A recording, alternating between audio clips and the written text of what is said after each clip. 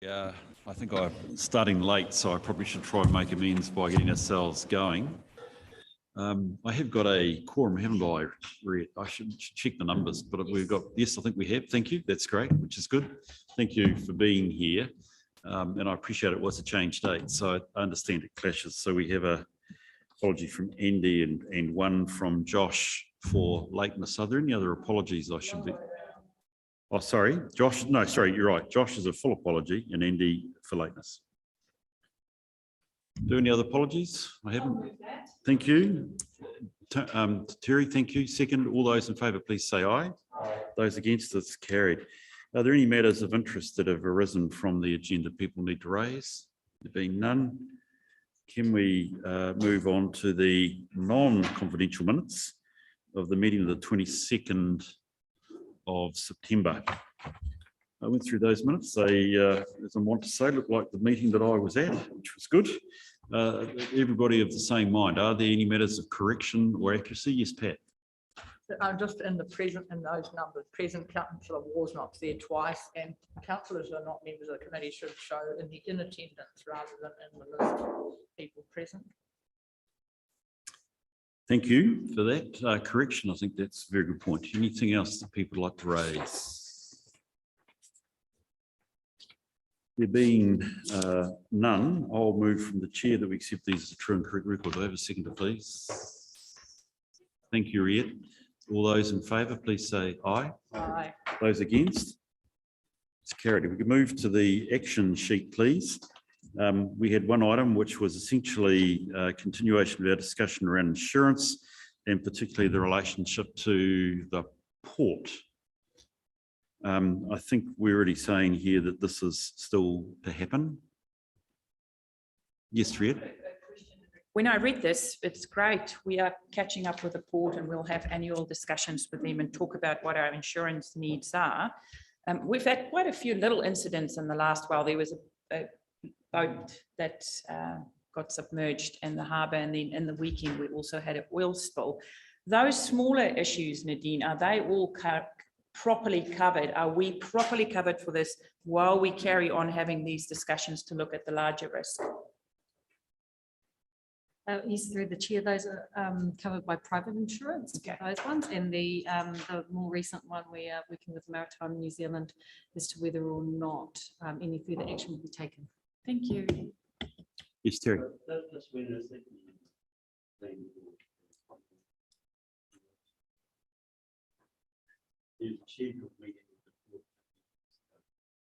Yes.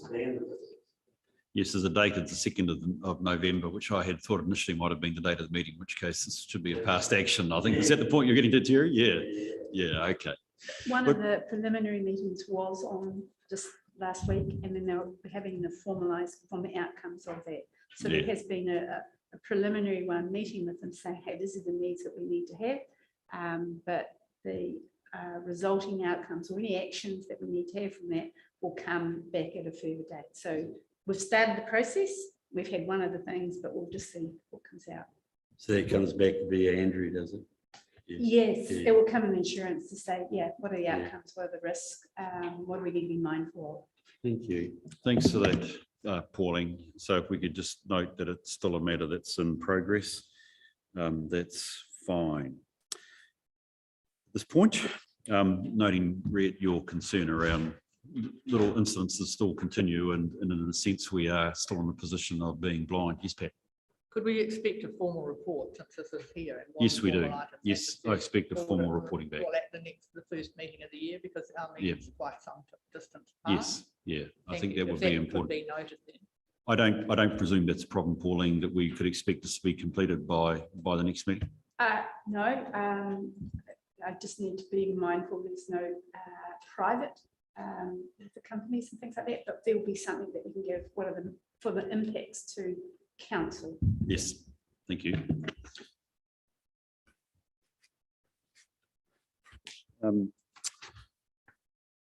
then with the next item, which is the governance work plan, that's essentially today's meeting. Again, looked like the meeting that we're going to have, so I think we're fine there. So can I just move from the chair that we receive the action report and the the governance work plan, no, we don't need to record, but we do note that we expect a response back on the insurance matter at the next meeting, please. I'll move that from the chair. All those in favour, please say, oh, sorry, do I have a second? Thank you, Terry. Woo, in front of myself. All those in favour, please say aye. Aye. Those against? It's carried. Thank you very much. Right, if we could move into or requests for leave of absence, I have none. Or no requests, acknowledgements and tributes. I don't know of any. Haven't had any requests from the public for input or petitions. The businesses, as we've got stated, I've got none or notices of motions, and there's no adjourned business. I think we're down to the Dean, Chief Executive and Staff report. So the first one is the Woody Beach debris across Te Rāwhiti. If we could be briefed by somebody, I suspect, on that one, if that's great. Thank you, Michelle. Thank you, Chair. So this report really presents a case for addressing the issue of wood buildup on our beaches, which I understand has been an issue for quite some time. The report talks to short-term solutions for the summer, which we're currently in the process of undertaking. We've had a recent storm event which has exacerbated that issue, but we're remaining committed to making sure that our beaches are relatively free of wood debris for the coming summer. The focus is really on how we establish a long-term position for council that is more sustainable for this region going forward. And it's not a simple, straightforward solution, given that it's an issue that once it establishes on beaches, it becomes essentially nobody's problem or everybody's problem. So this is really about taking some time to step back, look at the issue, take some time and resolve a way forward for council. Thank you for that, Michelle, and appreciate that. I'll open up for questions, but I wonder if I could just start. If I was to look at page 15, I am interested in this ownership issue, particularly. I appreciate that. I think we're talking here about debris, which is all debris, but I suspect a lot of it is from the forest blocks. Or have I got the wrong impression?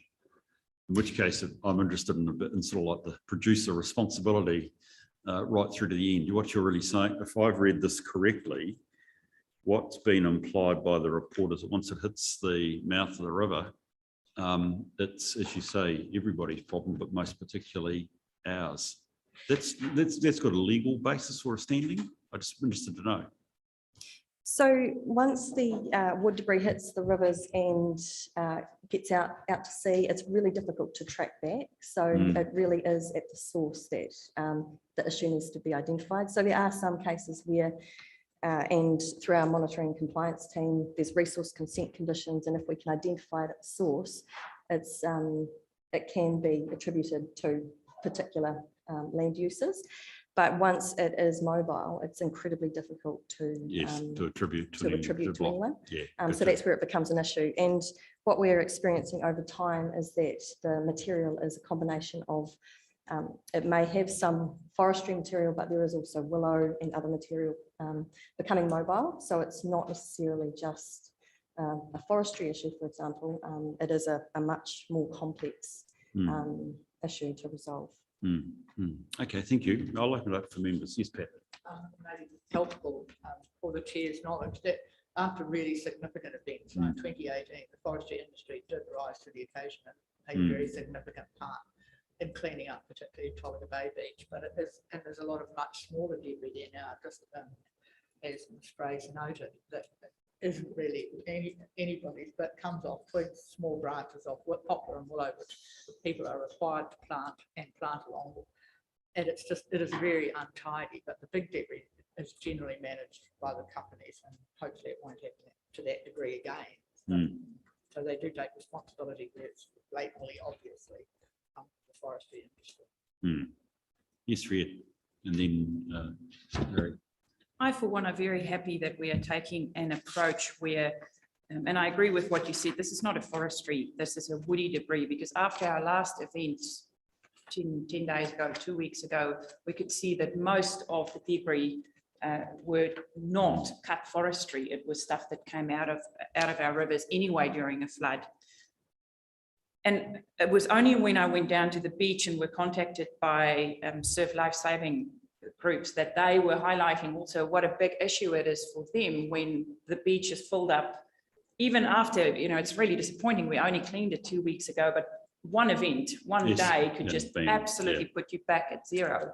And how urgent it is for them to then just have a clear strip so they can get their boats in and out. So I'm very happy with our short-term approach.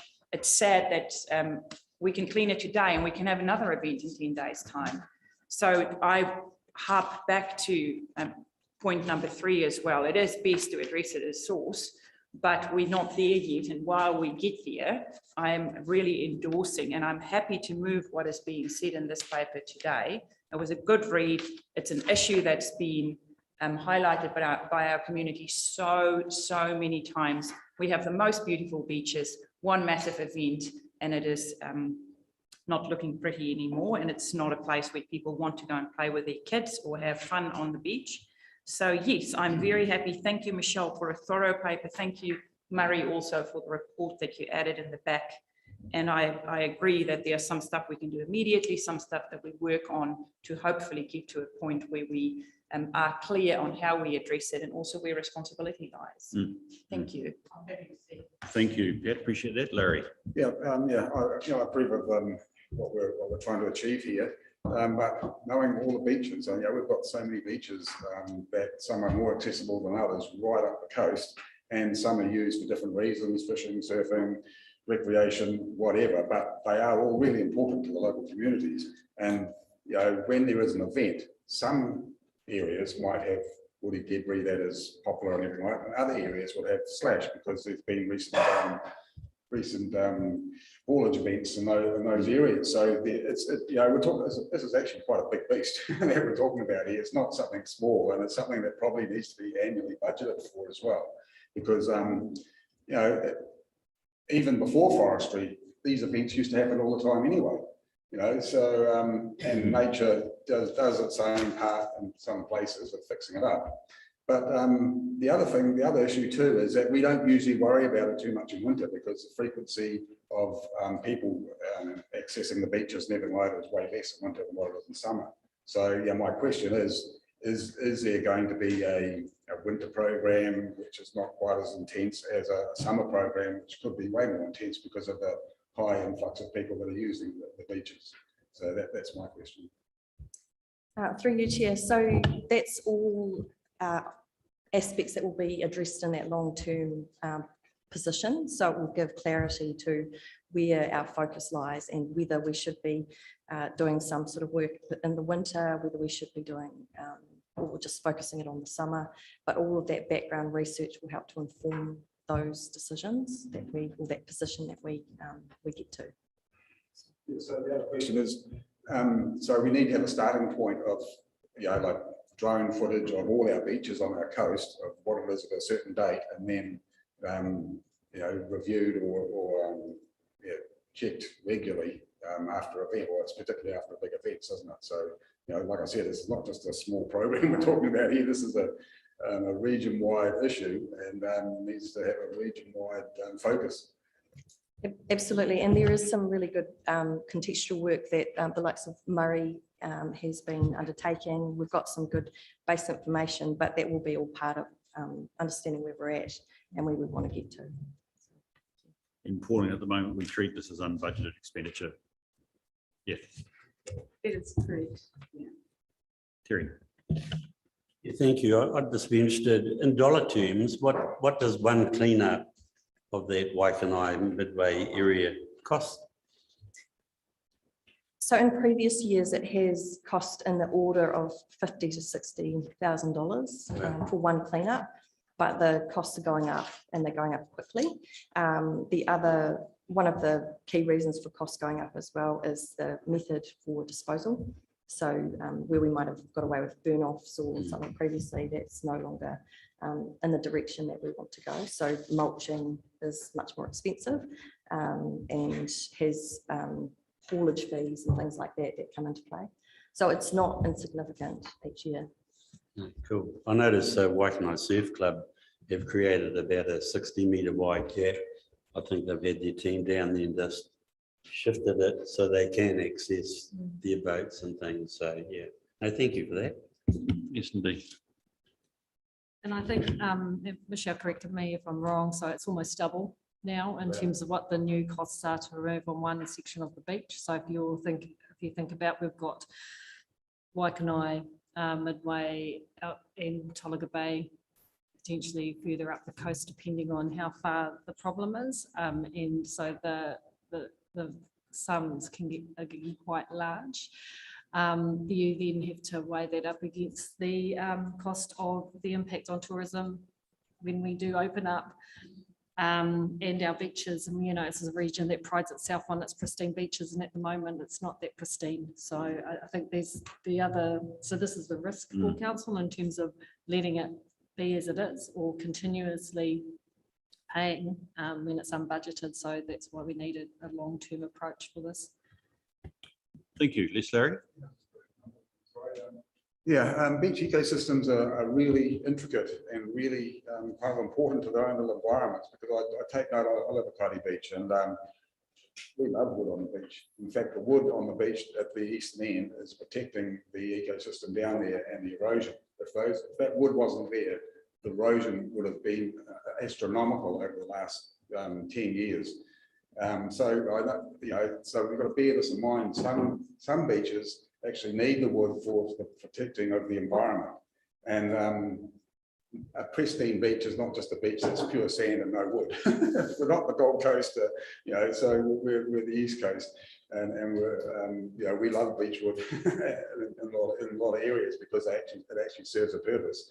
So we've got to bear that in mind when we're doing this whole thing, because each beach has its own ecosystem, its own environment, its own native flora and fauna and insects and birds that feed off those that stuff. So yeah, there's a lot to take in. Thanks, Larry. So Michelle, you're setting yourself up for quite a program of course the next year on pages 17 and 18. So I take it this is internally resourced from within the team. But you've got various hold points at which you can presume the point of the hold points is that you can stop, adjust, amend as you go through the process, correct? Absolutely. Yeah. Correct. Sorry, I'd probably cut you off. You might have been making a point for Larry's. I guess just to further on that, we have been working closely with the Department of Conservation and very aware of the environmental factors which are at play as well. So it's a really high priority that we get this cleanup balance right. So the environmental aspects of having wood on the beaches, we absolutely understand and just really want to get that balance right. So. Thank you for that, and thank you for the paper, Michelle. And it was great to read the Dr. K's report as well too. It was very illuminating, and I was very appreciative of it. Probably because there's lots of pictures, I can understand it better.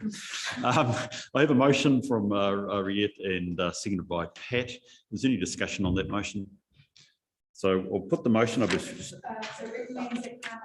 I would supplement your page. Oh, I'm sorry. I hadn't realised that. Oh, okay, rightio. So it's a recommendation to council, just for clarity. We note the short-term approach for the summer. We endorse a formalised wood debris emergency response plan, and that we approve proceeding with the methodology to address the medium long term, which is essentially the program you've got in place, Michelle. So with that, I'll put the motion. All those in favour, please say aye. Aye. Those against? It's carried. Thank you, Michelle. Appreciate that. That's been very helpful. We could move to our next item, please, which is health and safety. And David David, yeah, sorry, hiding behind a mask. Thank you. Appreciate that. And we're in your hands, sir. Morning, everybody. Here we are again. Just a bit of an overview. Pleasing to report that incidents and injuries continue to track down. It's been 150 days since our last lost time injury, which is always good and satisfying to know. First, prosecution under section 44, officers' duties. Some details in the report. Take it the report has been read. That was very interesting, a case in Tauranga that I was involved with. Key things of interest. Number one, and I think James is going to talk to this, is the vaccination policy and approach. Thanks, Ian. Yeah, so through the chair, I just wanted to make some comments. Councillors will be well aware now that we're currently consulting on a vaccination policy that proposes full vaccination for all our staff at GMC. Not just staff, but also councillors as well, and our contractors and anyone who does work on our behalf. So this week is dedicated to policy. We had a draft policy previously. Received 40 odd submissions in that process. So yeah, we're not the only council moving in that direction. It's probably worth that as well. So councils that are looking to move in a similar direction through the likes of Wilfred and Freewood that have been in the media. We've seen recently coverage for councils in the Whanganui area as well. So just wanted to comment on that. You'll be fully aware that we are moving to the traffic light system next Friday as a nation, and there's some operational work that we're doing to ensure that we're all lined up and ready to go. The traffic light system as well. We're thinking about our facilities, we're thinking about certification requirements in terms of vaccine passes, etc. And looking forward to the other app that I think is coming out today, which is the verification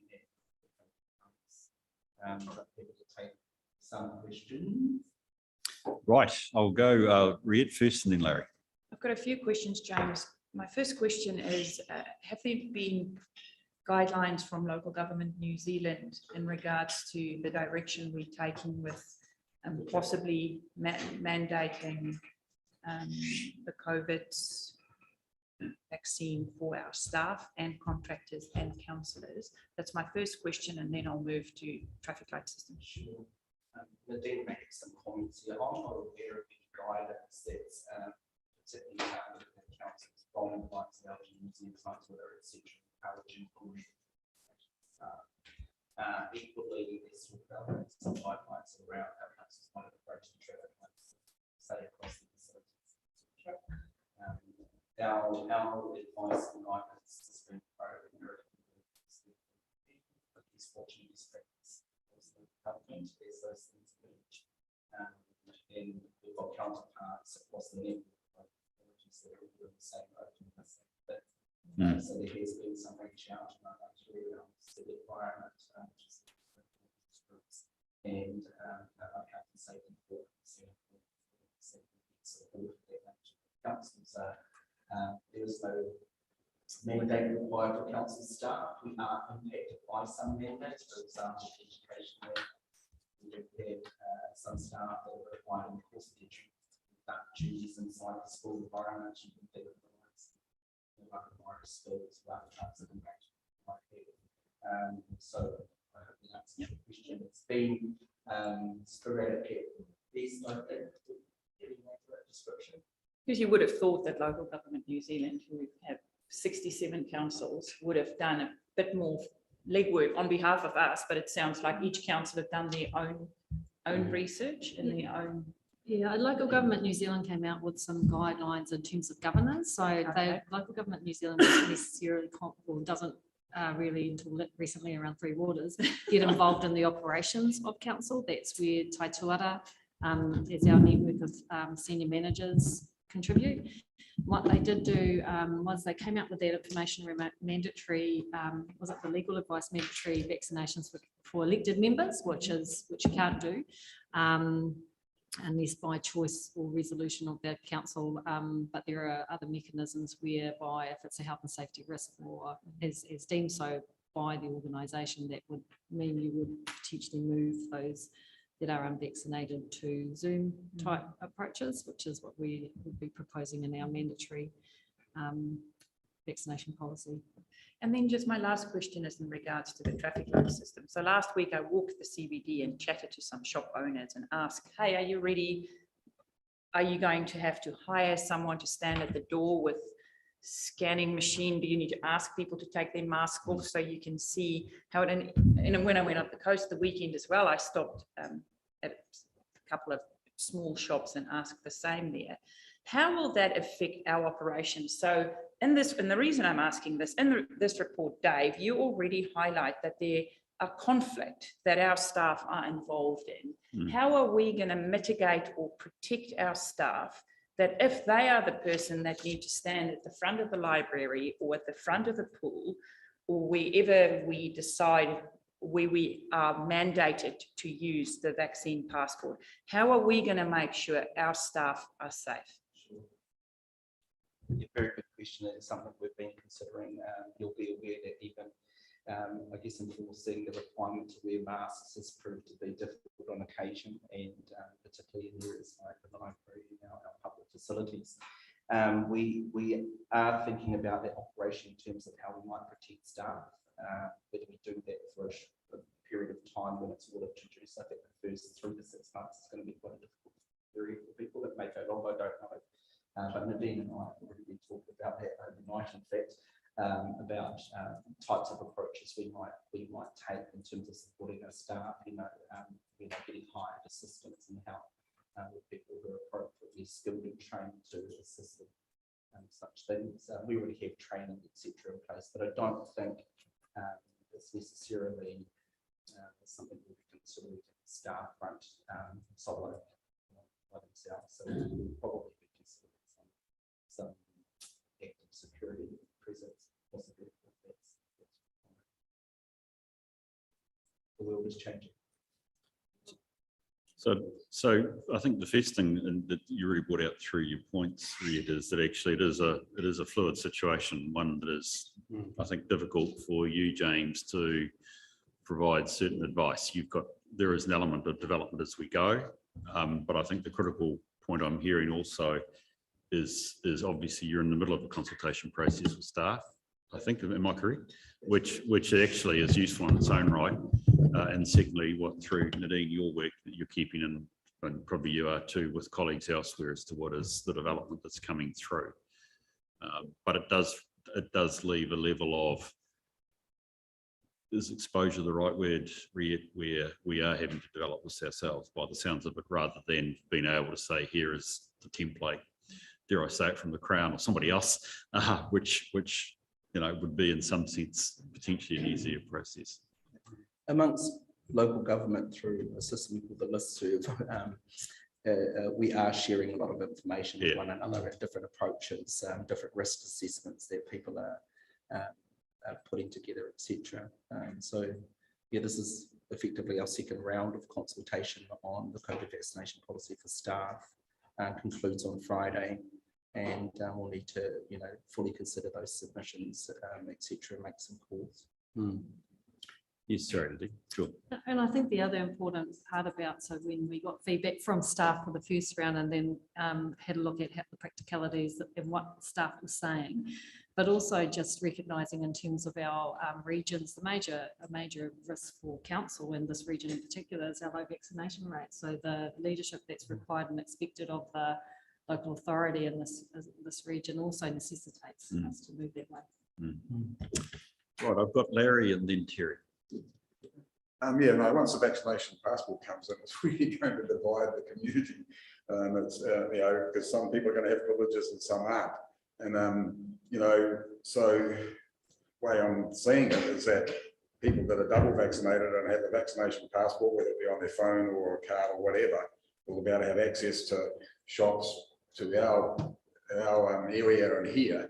If you're not, you won't have access to it, but unless you maybe have to have a COVID clearance within the last 3 days. Is that my understanding? If you have a COVID clearance, if you're not vaccinated and you've got a COVID clearance, will that allow you those same privileges for our staff and for accessing council environments? My understanding, and I don't know that this is 100% clear at this stage, is that like COVID tests and test results are not in the framework in terms of being an effective control. Right. That I've seen, it talks about, it splits it on vaccination basis. Interestingly, though, that is a way of getting out of Auckland come the 15th. Yeah. So it's an additional control to a COVID pass. Whether that will come through strongly as a mitigating factor, as a control for other types of services remains to be seen. The framework that I've read very much distinguishes you based on your vaccination status. Yeah. And you can just see what's going to happen. I'm involved with retail, and we're just like, oh my goodness, all of a sudden we've got to be police, and put some huge emphasis on all staff and everything. So, and there's already a lot of aggression out there for the people that who have got a strong stance against vaccination, and that's their problem. But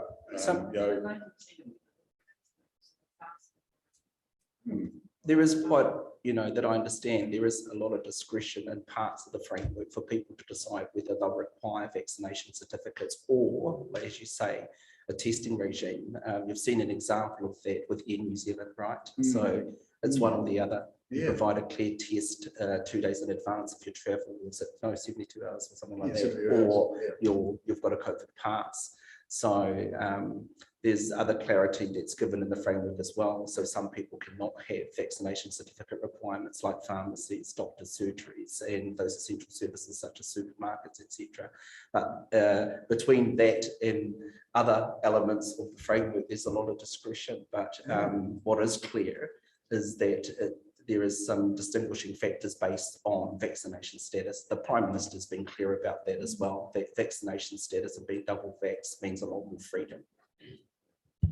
Which actually means that we're all back to probably your point, Riet, which if we look at on page 45, where you've got 3 tables there, David, and you look at what is the largest incident driver within the organisation, it's abuse and threat. So it does require some form of response from us as to how we support staff. Through the chair. Oh, sorry, through the I'm going chair. to say, no, you go, David, then Terry's got a question. Just going to concur with that. It's not just the vaccination situation. We have had an increase across council workplaces with violence and staff and aggression. Part of the controls is a situational awareness training, which is coming up in early December, which will help engage our staff to understand how to approach this. But it is a challenge. It will be a very challenging situation. Thank you, Terry. Thank you for waiting. That's fine. Mine's probably more an observation. I was looking at page 39 and top 10 identified operational risks, conflict, violence and aggression. And on the bottom there, mental health and well-being. But then, there's another one there, confined spaces and access. I don't think, obviously, this isn't in any specific order. It's just identified things. But it's not a matter of worrying about the 90% or 80% vaccinated. I think it's the other 10 or 15%. And, mental health, I think that's certainly climbing more and more and more into this whole thing. And I just hate to think that any of our staff are going to be in a situation where I've worked in this sort of environment, and it's how good you are at the time, usually verbally, nothing what you can do physically or anything, and probably walking away from it. But I hope the training is robust and sooner rather than later. Thank you. Thank you, Terry. Yes, Pat. A couple of questions. One that relates to the comment that was raised a moment about the draft policy paper, which I think you was suggested that we have had 40 submissions. Is that internal staff submissions to that paper, which was provided to us yesterday? Are we talking about the same paper? No, sorry, Councillor Seymour, I'll just clarify. We had a previous draft policy and we received 40 submissions, which resulted after consideration of the policy that we now have, and we're consulting on again because it does have change in it. So you've received the policy, the latest policy, which impacts on councillors, and yes, we've received it, and it's a change from the but that is the draft. general spread of the document. It's the same document, but it's been progressed. Yeah, and so the I most take from significant changes were it applies to, and the fact that it's going from high-risk roles and controls around that to full mandatory. Thanks. And through the chair, and do I take from reading it last night, it was likely to become effective, I think it was the 3rd of January or something like that? No, so we've got submissions closing this Friday.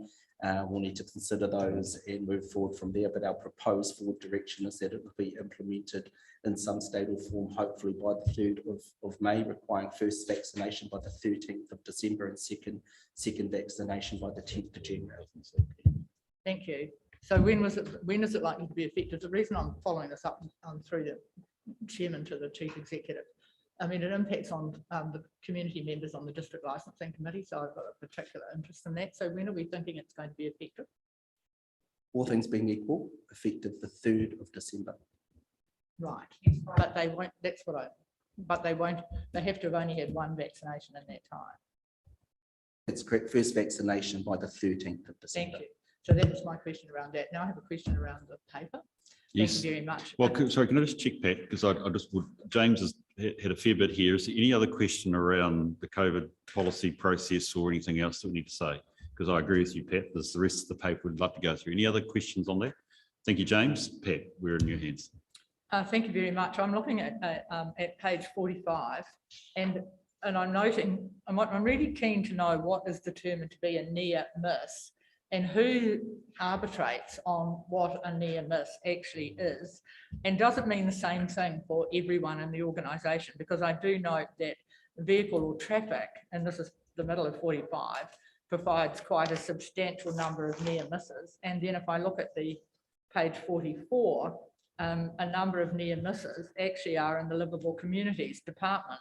That's all blue. So can we understand, is there a potential for someone's judgment about a near miss to be different to someone else's? And how do you manage all of that, please? And what does it mean when we look at these blue boxes? It's a very good question, Pat. Near misses is generally, we have a definition of near miss, which has gone out to all the staff. It's generally an event that actually can or create an issue, an injury or an accident or event that fits into the other categories. A near miss can be anything, and it is a bit subjective. But generally, we had Nadine put one in the other day for a trip over a post, which was a near miss to having an injury. So what I'm doing is trying to encourage people to report anything they feel that could have contributed to an accident or an incident. And that does include a large proportion of vehicle near misses, which is one of our key risks, is driving in the community, and what we see a lot of poor driving in the Gisborne community. So I'm encouraging people to report absolutely anything to increase the number of near misses we get, to identify any trends that may be happening around the community. Thank you. And subsequent to that, Mr. Chairman, certainly recreational or livable communities are outside a lot probably, and more they're not just functioning within the building. But is it a concern that they have such a large proportion of near misses reported in that particular department? I think on the contrary, I think it's really good that they're actually reporting as many instances as they're actually having. As you say, they are outside, they're doing a lot of walking in uneven territory. They're having a few reported incidents, which I think is good. Overall, the more reporting we get, the more we can actually focus on what is going wrong. So from that reporting then, is there anything you can do about some of those incidences? So you know they are out there. They've had near misses. Is there analysis that says if A, B, C, and D, and it might be education, it might be driver training, it might be any one of a number of things, what is GDC going to do then to reduce the number of near misses in any particular department? Again, a good question, Pat. The health and well-being, I think we need to encourage people to be healthy and be hydrated, to be focused on the work they're doing. I think that's a key one. Also, the driver, the near misses, a lot of these incidents that we're getting, and they're coming from contractors as well, are other people's actions. When people just drive out in front of you and they're reporting a near miss because they had to brake excessively. So that's down to our driver training. We've got a raft of training opportunities and initiatives around safe driving. So yeah, I think that's the answer. Yeah. Thank you very much. Okay. Thanks, Pat. David, I noticed in addition we've got a very interesting report here, which is on the contract of what would be our joint PCBUs, I presume. Is there anything you'd like to raise in about the paper that's just been tabled this morning? Yeah, sure. There's a couple of things I didn't touch on. I know we're going exceeding time. So a couple of things. The students, we started 19 students, summer students yesterday, which I think is a positive. It's really good. And we're going to build on from last year's induction process with a focus on the young drivers driving. Waka Katahi say between the ages of 16 and 24, you're 7 times more likely to be involved in a car accident. So we're putting more effort and emphasis into driver training for the new students. That's a really positive one, 19 of them coming on board. Moving on to the contractors near misses, we've discussed this in previous time. I've put a report together, but I'm not totally convinced this is what you need, the near misses. It's more of a lag indicator compared to a proactive lead indicator. So I'm looking to align to GDC's PGF work last year, which includes near misses, but also includes reports on the audits we're doing with contractors to see how they're developing, a baseline test, and then going through the work they do with us to see if they're actually improving as they go along working for us. It's a bit of a challenge in some ones because we've got contractors that do 2 or 3 days work. They don't tend to report as many near misses as we can, but the likes, the tier 1 likes, the Downer, Thornton Hogan, Rec Services, Waste Management, those are the ones I think we should be focused on because that's where our risk is for council. So that's my intention, to increase this reporting in our next report to supplement the near misses, which you can see on average is 2 a month from our key contractors. It's not many, less than I was expecting. Is there any comments on the report? Because I said, apologize, it came late, but it's quite difficult to get up-to-date information, accurate information. I wanted it to be accurate. Thank you. So it's meaningful. And I'd encourage you in that because as we've discussed, I think at the last meeting, it's a joint PCBU. So we need to have a broad sense of our challenges, not just what's happening in-house. Yes, Larry. Page 45 with that graph there and the abuse threat to staff. I mean, that was really high last time and it's extremely high this time. And we haven't had any parking facility or anything like that happening. So what is this, if it's not our parking attendants who are usually at the front of abuse, unfortunately, what is causing this such high rate of abuse and threat to staff?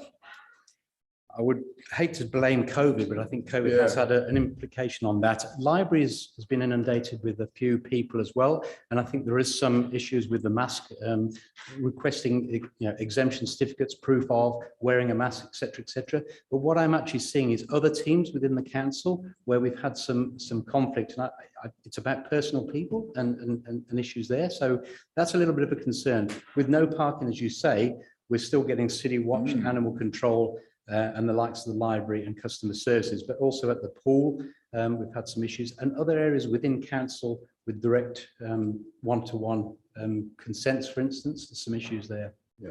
So it's a worrying trend. Yeah. And then a lot of these areas that we're talking about, there are cameras and the staff have got cameras on them and everything. Is there any areas that are not being monitored in that respect that you probably think could be?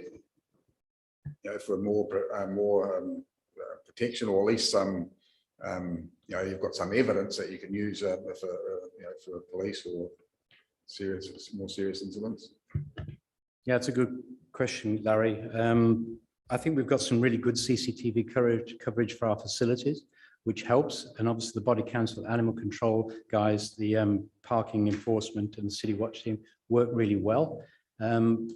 We can do a bit more, but I think we need to kind of change, the community's approach to council rather than actually saying you've done something wrong.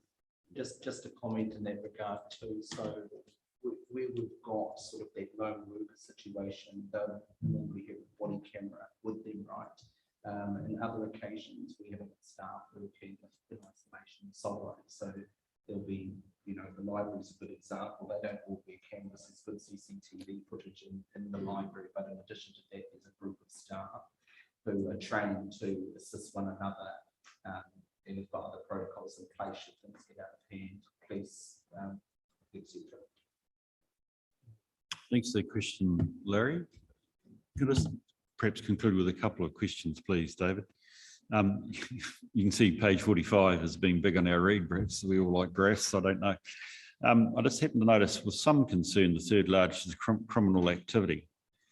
and again, I guess this comes back to security and what have you, is there anything you could add to the fact that criminal activity is our third largest safety risk in this report? Through That's the what it chair. says, isn't it? Yeah, I've noticed that. Yeah, it's quite high, isn't it? 17 events. Yeah. It's more of a difficult one. It's a public interest to our facilities, graffiti, damage, stuff that we become aware of that we report, which is great, but whether we've got coverage with CCTV, it's very difficult to actually. But I presume this is activity which potentially puts our staff in a health and safety risk position. Is that right? Must be, because that's why we'll be reporting it. No, I don't mean vandalism, which doesn't necessarily mean any, well, it means a lot to our costs of maintenance, but doesn't necessarily mean something to health and safety. I presume that 17 incidences that we're reporting here are matters which could affect our staff's health and safety, right? Yeah, 17 over a year, which is not significant, but it is significant. Yeah.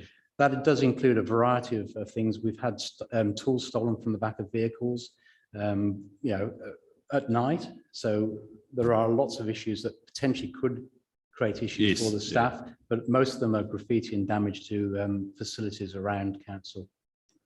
Right. Okay. Yes, Ria. One last question in regards to the COVID policy that council has put out.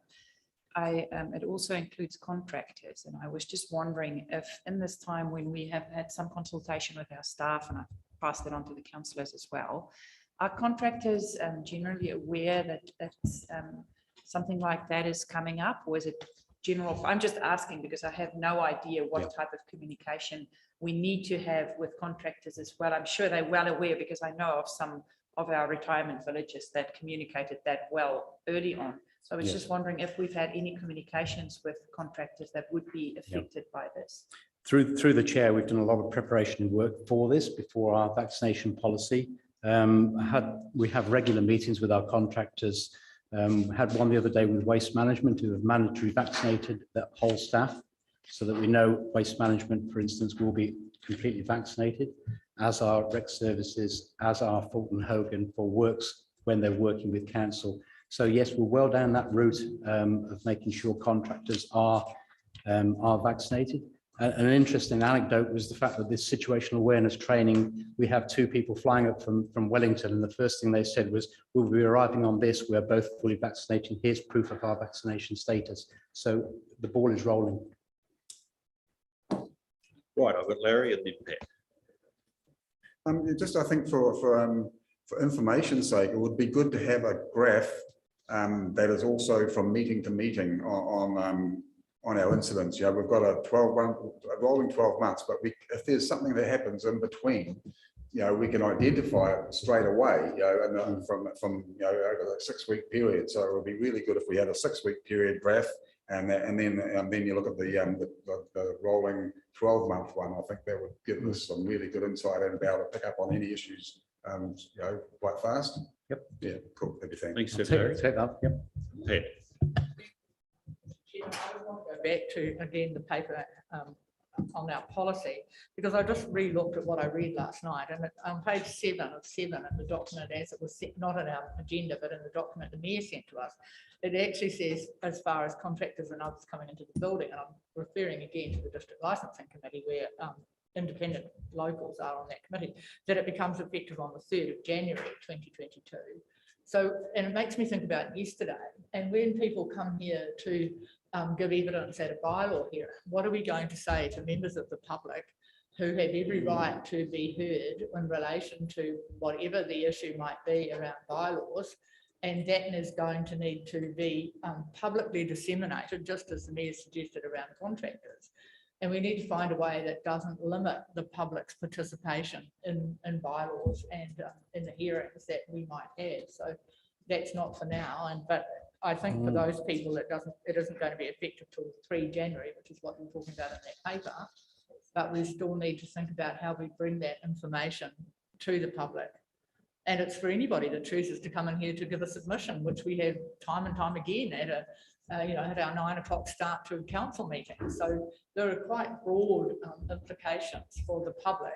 And we need to make sure that they still have access to democracy, because that's what we're about.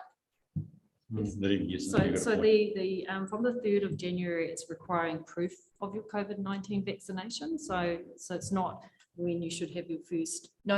It's the proof of, so you've got your vaccination certificate. And we've been discussing the implications for so management of staff interactions, elected member interactions around non-vaccinated members of our community, and how to manage their participation in the democratic process, which would be not dissimilar to some of the actions that I'm aware that Hawara Tairawhiti would be doing in terms of joining by Zoom means. So it's a balance, and there's a comms exercise in here for council around what does this mean for the community, and how can we support them to be able to participate in a way that also respects the employees of council in terms of their health and safety requirements too. So we were intending on bringing a paper to council around that. It was kind of tied in also with some of the issues that staff and I had alluded to before around keeping staff safe at community engagements and consultation engagements as well, as you've seen in terms of where people are feeling in the community around their emotions and generally. So I'm not sure, James, are we tracking to this council in terms of timing around that? To make a comment, so the policy that we're consulting on here doesn't extend into the public domain. It's actually going to be our approach to the traffic light system that will have that impact, Councillor Seymour. And so, that's where Nadine's talking about how we're going to ensure that people still participate in the democratic process if they haven't got like a vaccine pass. If we decide that you'll require a vaccine pass, say for example, to come into the council chambers, it's actually the traffic light system and our approach to that will have a bigger influence on the public domain. The policy that we're consulting on is about our staff, people that work under us and for us.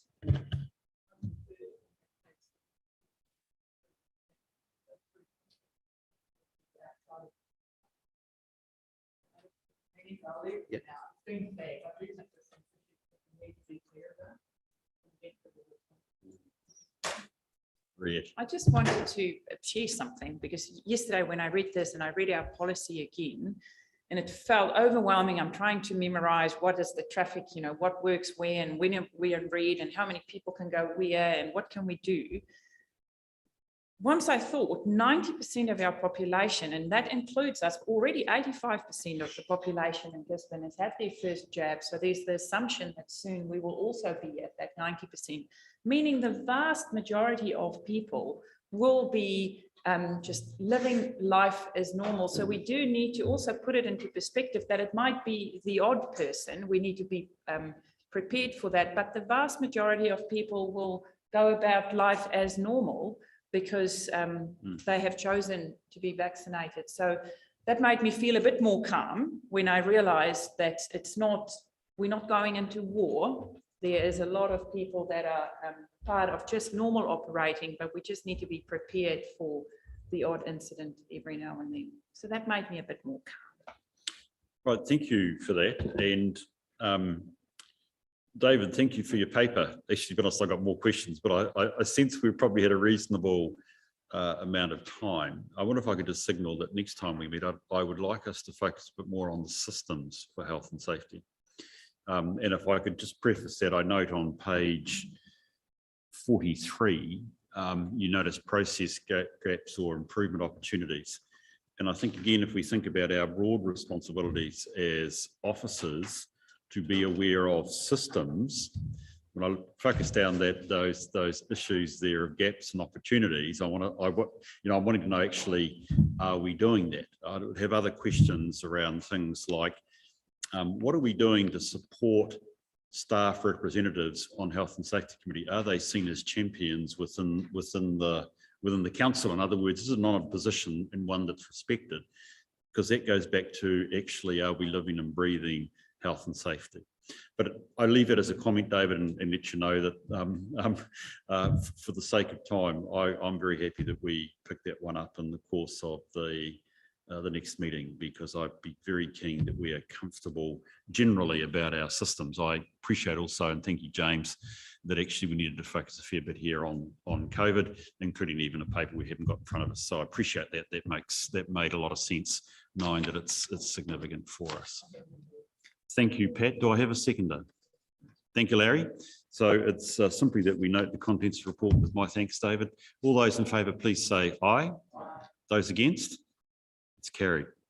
Josh, you're a welcome surprise. We've already passed apology that you won't be here. I am think. the guilty party. You did tell me yesterday, but then I got confused when Pat said one is apology, and I thought maybe I had it wrong, so I wasn't wrong. No, it's not He was it's not a case of being wrong. It's just nice that you're here. Thank you, Josh. Do appreciate you being here, and Andy, I appreciated you also had a clash. So welcome both of you to being at the meeting as well. So appreciate that. Right, could we move on to the next item, please? Oh, yes, that's right. We've got a couple of internal auditors, I think, hiding over the back. So if we could have Tina or whoever give us a briefing, please, I'd appreciate that. Welcome.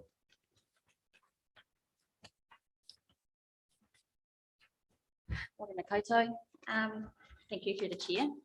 So I'd just like to highlight the really good work that internal audit have been doing over the last few months, particularly around the external grant funding that we've received. So we've received over 80 million up to 30 June 21, and internal audit has provided that external internal oversight and assurance to our sponsors as well as our external funders that the expenditure has been recorded and that we have actually correctly claimed the funding as per the contracts. So that will continue on for the next 12 to 24 months, particularly concentrated on the Olympic pool and the wastewater treatment plant, as well as the rain PGF projects that we have going on. If you take any questions. Thank you for that. And it's been great to get that broader overview of what's actually been happening, as I think we have requested. So I do appreciate your responsiveness to the committee. Can I open up for questions, please? If folk like to raise questions. I'd like to perhaps put a question actually your way, Pauline, to be honest. I noticed with interest, and I totally support the work that internal audit is doing in terms of the grant money. I personally always see it as relatively high risk because of who's on the other side of the funding equation. In other words, the Crown, who will remain a significant funding partner with us on this stuff. Pauline, has this been helpful and insightful for essentially the accounting function? Because this is not internal audit's function, this is actually the finance function amongst other things. Has that been helpful insights for you and your team? Yes, part of that is the monitoring and checking and having to look to see where it is and what do we need to give greater emphasis or greater support in those areas. So not only does the internal audit give you assurance that things have occurred, but they also look at things to how do we make systems better. Yep. And where are things that we could do either better controls or better forms of monitoring or better systems in place that actually improves the approval process or actually just streamlines it. And a lot of the work, and Dave can either say A or nay otherwise, especially when they were doing the trip work and where there was a significant 6 months rollout, that was pressure points that where the work that Tina came in was working on the ground with the team, understanding what they actually had to do, what were the things that they needed to do and what enabled them to do the things either smarter. So that's one of the definite advantages that have come out with that kind of the processes is how do we get systems improvements? How do we actually do this better? Brilliant, thank you. Any other questions for Tina and the team? I think the critical thing, Tina, is just looking at the next steps. Obviously, you're indicating you're continuing your work, but there will be a development next year in the first 6 months. latter half of this financial year of the 3-year internal audit program. How will our committee be involved in that? So we will work with yourself in the first instance to develop those, the plan based on the risks, and then once that we get that agreement, it'll be brought to the wider committee, most likely in a workshop. Brilliant. That's good. I just want to record, I used to really trying to record publicly that the committee has a strong interest ultimately in what is the program, and I'll be keen that we see that. Okay, any other final wrap up questions? Yes, Pat. Thank you. I'm interested in the policy review around the COHA policy. So how did, because it doesn't actually tell us how you determine that COHA will be paid when there's, no checks and not really cash. Through the chair, yes. So preference is by direct debit, and only in very rare circumstances would we pay cash, and it would be through the CE's approval. But yeah, that is our preference. And through the chair, is that working okay so that you are being able to access the direct debit accounts for Yes. Marai where we use? Thank you. Yeah. Thank you. No, thank you, Pat. Yes, Josh. Thank you very much, Mr. Chair. Just in regards to the in regards to the core policy, have we I see what the approach was and have socialised that across our staff. Have we benchmarked where we're at in regards to that core policy across maybe our peers, other councils, things like that? In terms of dollar value, or just in terms of process? In terms of the process. We have looked at what other councils have done, and obviously this was a very collaborative approach with the Māori engagement and responsiveness team. So through those mechanisms, we were able to come up with a policy that worked for us and for our council. And obviously we're in a community that's highly driven by lots of koha and lots of engagement with our community. So we're a little bit different to some other areas. So yeah, we do have a policy that suits us. Thank you for your question, Josh. Final wrap up of questions.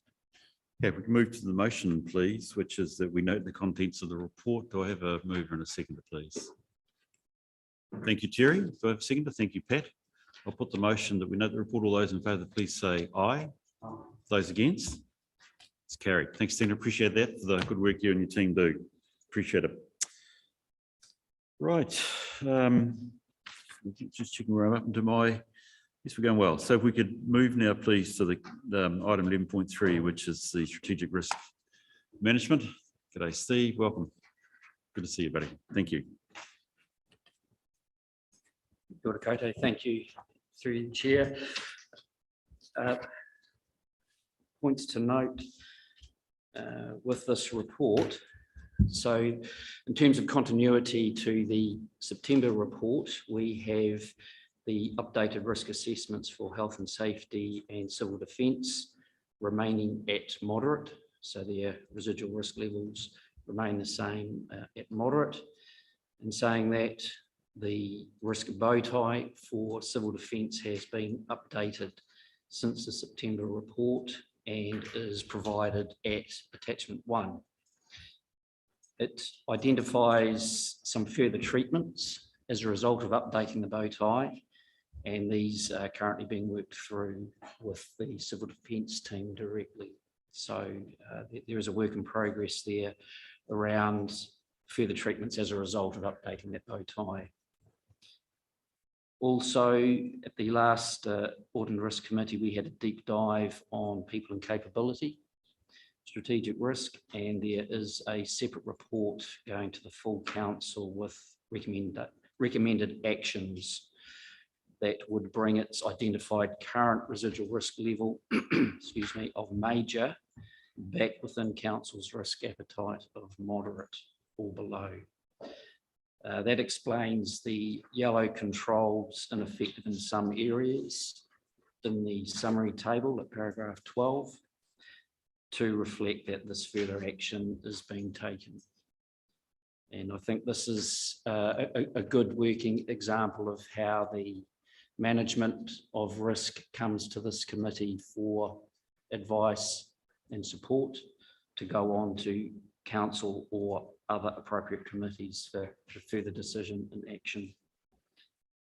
With regard to the impact of external change deep dive, that identified some overlap with other strategic risks, particularly overall council strategy and strategic relationships, that further work is being carried out across all three to better define each area of risk and how they're managed. And that'll form the basis of a further report to the committee, hence the changes to the proposed schedule of work at paragraph 10. And that's a slight difference to what was presented in September. We've reordered the delivery of impact of external change, overall council strategy and strategic relationships to enable that work to be done. There are further risks being covered in today's meeting, led by finance, supported by fraud and corruption and procurement. They will be covered in more detail in our later deep dive session, but the preliminary residual risk assessment for all three risks is moderate. And this moderate risk assessment is coming from a finance perspective.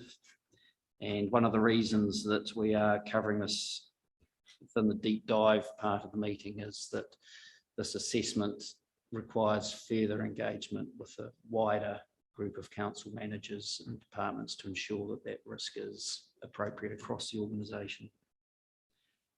And finally, it's intended that the table at paragraph 12 will be updated to show the current status of all our strategic risks as their assessments are completed, and that will form a report on a rolling basis back to this committee.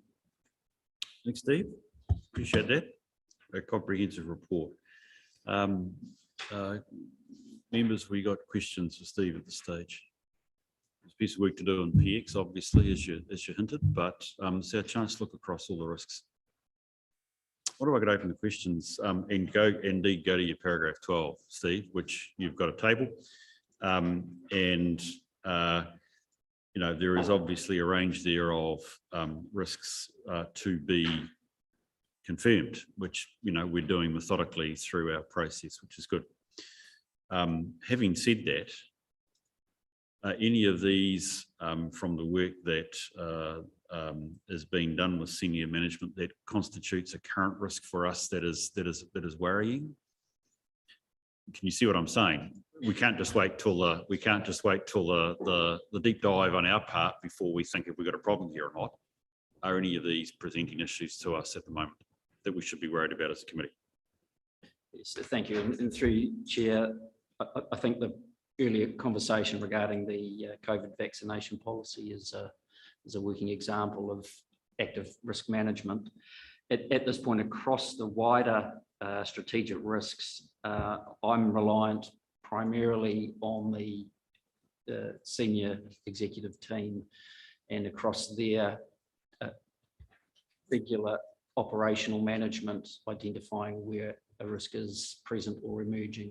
So at this point, the table is reliant on that feedback from senior management. Okay, so I think, and I've invited Nadine to talk with us in PX. It may be, Nadine, that this is an area that you would care to proffer some views. Bear it in mind that it will be informal, but will be in PX. So I would be keen to know whether we think we are running any particular risks or what it is that the senior leadership team are focusing on. Otherwise, we're just accepting these risks in name only. And that's not being critical. I'm just reflecting a gap potentially in what we've got. Red, I think you had your hand up. We're only talking about the first one at this stage, health and safety. Well, I think I'm open to all discussing all risks. I think the first thing all I was establishing here was on paragraph 12, where we have all our strategic risks as we define in our various workshops. So that actually we haven't got necessarily a sense where they stand as of today, and we should have our eye across all these risks. So that's why I'm inviting Dean to have some thoughts as to whether there's anything particular there that she's doing. But the rest of the paper is certainly open to questions. So a question I had is of Nadine. So both these risks So the first one that caught my eye is our health and safety, which you are in charge of.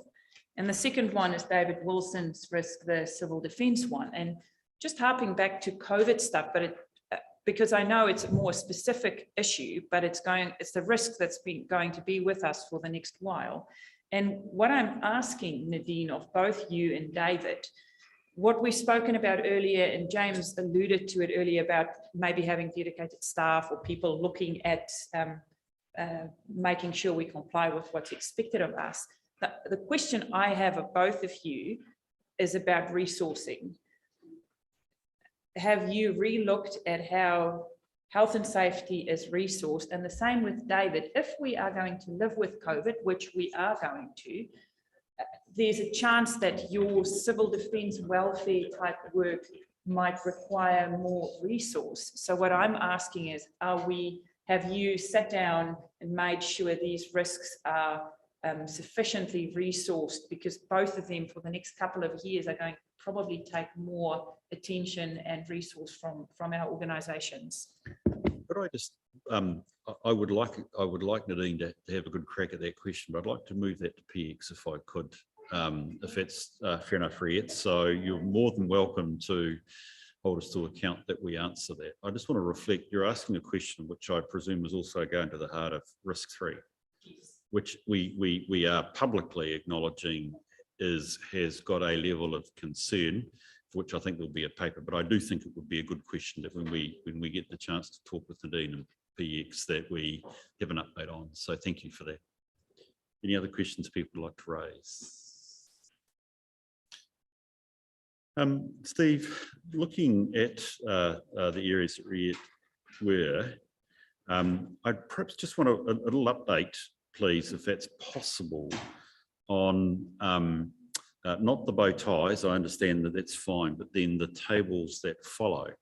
I take it that in effect, when we're talking about the first side of those tables, so I'm looking at page 65, for instance, health and safety, where we have existing controls and we have an assessment of their effectiveness or not. The second panel on the right is what we're planning to do about it. Is that correct?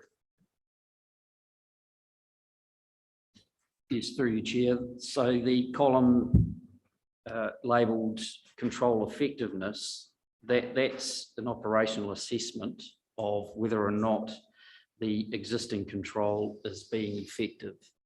If it shows that the control is not being effective for whatever reason, then across on the right-hand side under treatment options should be where the corresponding further action is identified to bring that existing control back into an effective position. Brilliant. Thank you. Pat? What's it telling us when there's nothing beside the applicable categories? Or are you saying that the second large box, which covers applicable categories, likelihood and consequence, is that relating to every one, numbers 1 to 11, or only some, and it goes across to 11, across to the gold page as well? It's just hard to understand whether there is the same likelihood and consequence for each individual one, or there isn't. Thank you. And through you, Chair, yes, that's a valid observation that one action may affect a number of controls. So it's quite difficult to have a linear one control, one action. So there is a little bit of ambiguity as a result of one action having multiple impacts. So it's not strictly linear, but what I can do for future tables is more accurately identify under treatment options which existing controls will be affected by that additional treatment. I think it would be I think helpful. the spreadsheet needs to have a line that goes right across for everyone, because it's difficult to tell. If we look at the large box, it still has a blue heading under consequence, and we've got 1 moderate and 2 minor. It's hard to see which one relates to minor, and is it, the 3 that are nearest it or not? So it would be good if the spreadsheet ran across the page, just like existing controls and control effectiveness is prescribed for every item. the next set of boxes, it's not really. So, I mean, it's a really good start though. Thanks very much. And is, you know, where moderate appears under the residual risk level, is that only for number 5 or is it for number 6? You can just see what I mean. It's just a bit hard to track it. Thank you. So we think about that, Steve, for the next meeting. That'd be really good. Hopefully, it encourages you that we're reading this information with interest. So, I don't know whether David, it may be a question to you, and it does interest me. These panels. Again, the control effectiveness is what's attracted my eye, and either we have, for instance, things like a control is present and effective, so that's an uptick for us. Get a wee bit worried when we say the control is not effective. I get even more worried when in the civil defence one, I see that the control is missing or not effective. And my eye has gone to the one where that sits against, which is hazards work program in place to monitor and manage hazards. I would not want to pretend to be an expert in CDEM, but that would have worried me. But should I be worried about that, not that there being no control present? So through you, Chair, that's in reference to the work that we've had going on across the region around the mapping of the different hazards that we have across Tairāwhiti. So substantial pieces of work were done by Joe Noble's team, looking around all the different hazards across Tairāwhiti, and then looking at how we map our responses to each and all of those. So the majority of that work has been done by the strategic planning team. There's only a couple of smaller ones that are coming up for review. Great, so that's in hand and in progress. That's superb. Yes, because as I said, my thinking was it's reasonably it's a bit of a cornerstone to emergency management. Okay, that's really helpful. Thank you for that. And I mean, I think this is good accountability, Steve. I'd like to see this continue. If you could take on board Pat's concerns about actually just trying to understand how that relates to it. There's a sense here to which this is a check for us that actually we are getting on top of what we know has to happen to be able to achieve that moderate standard, which is really good. Are there any other questions that folk would like to ask Steve or any other people that are here? Thank you, appreciate that, Red. Do I have a seconder, please? Pat, thank you for that. Which is that I've gone back to internal audit. I should be on the wrong page. We note the updates to the individual strategic risks and the risk appetites contained in this report. I think probably we should also just receive the report or note the report as a whole as well, which would be useful. So I presume that's okay for Ed and Pat. I'll put those motions, please. All in favour, please say aye. Aye. Those against? It's carried. Brilliant. Thank you very much for that, Stephen. We'll catch you a wee bit later in the meeting. Could we move then, please, to the last item in open, which is the compliance monitoring and enforcement metrics, a very interesting report. And who's presenting on this? Is it Gary or is it? Yeah, kia ora, everyone. Got somebody online. Are we able to get them up and running, please? While we're waiting, I have, of course, typical fashion. Oh, it's Gary. Not asked, do we have a break at all? I take it. Can somebody give me a lead as to, pardon? Is that, yep, I'll be happy to do that. So we'll get through this. We'll have a break. Well, hang on. Okay, that's good. It wasn't because I was anticipating this issue long or even short, but I just was wanting to make certain I got my arrangements right. Gary, welcome. Appreciate you being here virtually. That's really superb. I wonder if you'd like to give us the highlights or the crunchy bits out of your report, please. Yes, kia ora, everyone, and apologies that I can't make it here today. Yeah, unfortunately I have a sick child at home. But yes, today in front of you, you have the annual CME metrics report.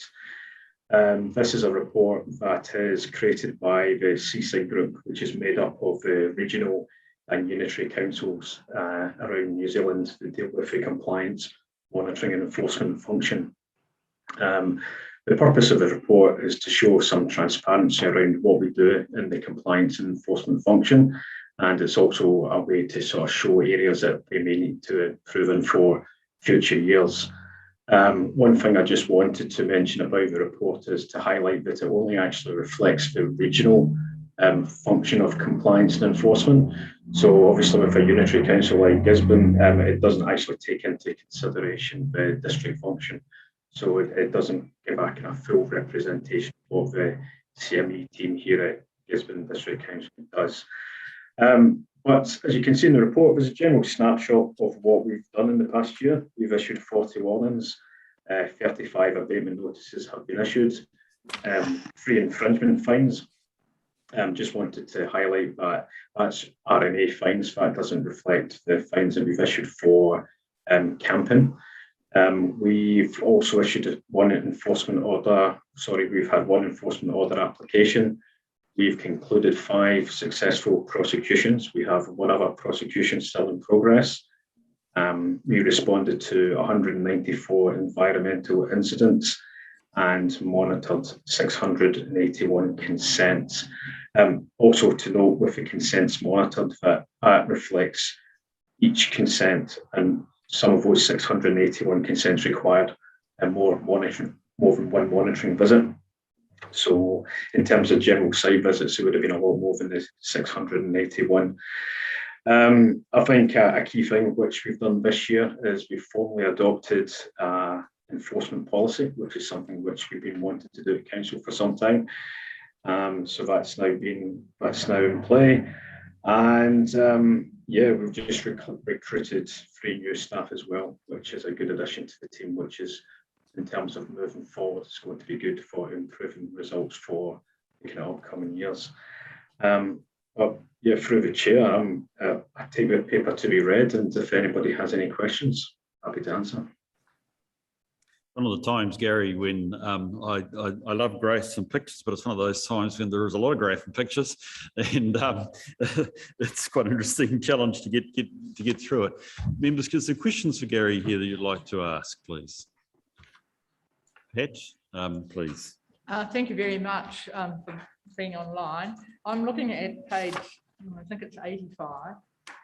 It's a page headed confirmed breaches, and I'm looking at the comparisons between ourselves and other councils, and that's really useful information. But I see that if we look at our resource consent breaches, and we only started reporting this last year, we had 55% of our resource consents in breach, and Waikato is the only other one that's up near that. On the west coast is at 50. Is that something to be alarmed about? Because those are actual resource consents, they're not non-consented activity. Yes. And 50% of them, 55% of them are where we've arrived at levels of breach. Yeah, yes, that's something that we're kind of working with the consent holders. It's quite a high percentage for the district, and one of the things that we're trying to do is work with consent holders, because we obviously want those stats to come down. We don't want it to be as high as that. So we're working with consent holders to look at ways of how they can improve with their compliance rates. And we try and work and have some education programs with consent holders. But unfortunately, some people just don't want to comply, and that can obviously affect the figures. But it's something that we are aware of. It's high, and we are looking at and trying to improve on. Thank you, thanks very much. And the information is really useful. It might be interesting to keep it in perspective if we knew, well, I mean, I suppose we can work it out if we do the maths ourselves, it's 35%, and what the total number was, because our number of breaches is 67, whereas Waikato's 866. So theirs is a much bigger number than ours. So we can work out, personally, we can work out, I guess, how many actual consents that was out of. But no, thank you for the information. It's really good to have. Much appreciated. Thank you. Gary, could I just ask a couple of questions as well? And Sure. They're not too dissimilar to Pat's in some sense. So the first I'm looking at is page 89 of our paper. I think it's page 16, if all you've got is the CME report, Gary, where I'm interested in the monitoring, where in effect we've got 1,135 resource consents, and we've achieved a monitoring rate, I think, of 60% or 681. Yes. I pick up from the paper that we need to be cognizant of resourcing, requirements, and the fact that to monitor isn't just a tick box exercise, it is significant work. Yes. What determines which ones you do? We look at the high risk activities. So we have we look at the kind of high risk activities, the ones that are going to have the kind of biggest effect on the district. They're the ones that we target first. And then from there, once we've dealt with the high risk, we'll sort of then go down and try and start looking at more kind of medium risk based consents. But your high risk will be the likes of your forestry, your water takes. So that's our main focus, is looking at the high risk to start with. And then once we've dealt with those, that's when we'll look at our capability to deal with the other consents. Like you said, that's only about 60% of the consents that we should have monitored. Resourcing, like you mentioned, is a factor. That's why the fact that we've been able to recruit 3 new staff recently, that should hopefully go a long way to improving those stats for next year's CME report. And recruiting staff into this area is quite difficult, and that's on a national level as well. So we're really pleased to get 3 new staff on board.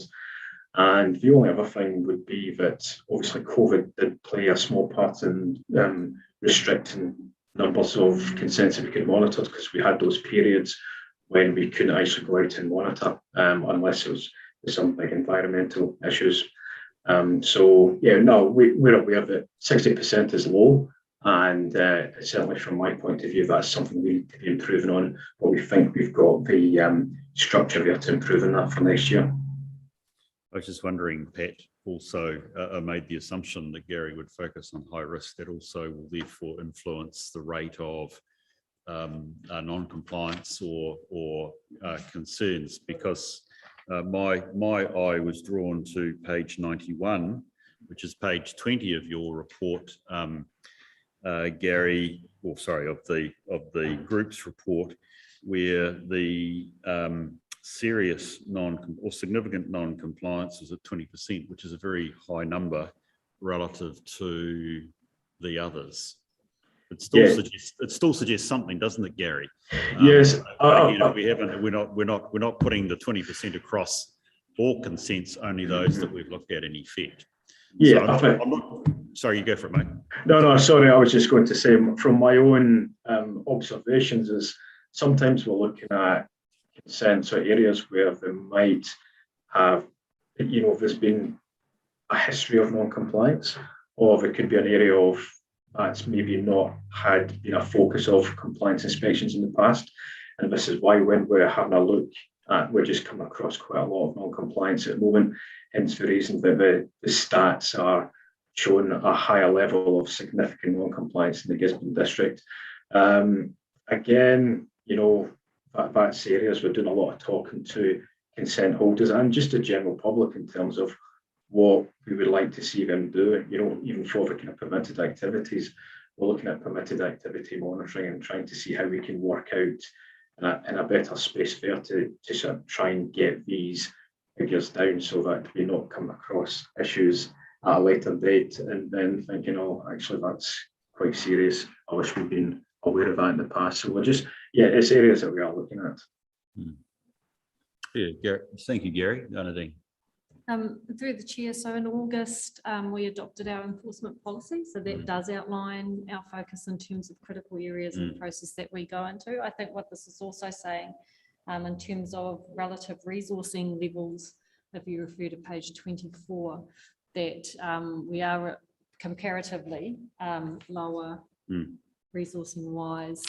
But when you look at the kind of high end and number of prosecutions required, overall, we tend to punch above our weight on such a small resource space. So the 20% high risk areas, or the that you referred to before, the time that it requires of our enforcement officers to then prepare evidence for prosecution, it just takes a lot of time. So I think on balance, that the team overall this is showing that we're doing relatively well. We can, if we had more money, we would do more. No, thank you. Sorry, through the chair, if I can just add to that. Again, when it comes to the consents that we're required to monitor, Like Nadine's just mentioned, if we get involved in any form of enforcement, that is quite a significant burden when it comes to resourcing. So you could have somebody who is day-to-day job is to go out to monitor consent. They could then be taken off that to purely focus on an investigation, because it is time consuming, because obviously everything has to be done correctly.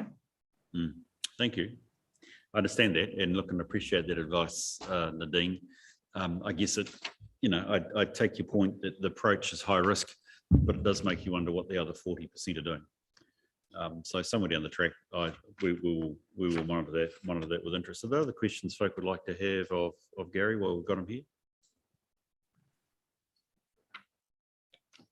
Thank you, Riet. Do I have a seconder, please? Thank you, Pat. So look, appreciate that, Gary. I'll certainly look forward. I suppose it's another year away for the next, because I felt like we saw the last one reasonably not that long ago, but I might be wrong. But I do appreciate actually getting this, because it gives a sense of where things are at. Can I look at the motion? The motion is simply that we receive Gary, or note the contents of Gary's report. Thank you, Riet. Thank you, Pat. I'll put the motion. All those in favour, please say aye. Aye. Those against?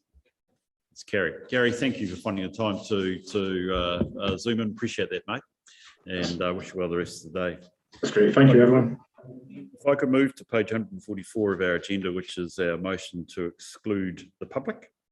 I'll put that motion for the two items that are listed and for the reasons that are there. Do I have a seconder, please? Thank you, Riet. All those in favour, please say aye. Those against? That's great.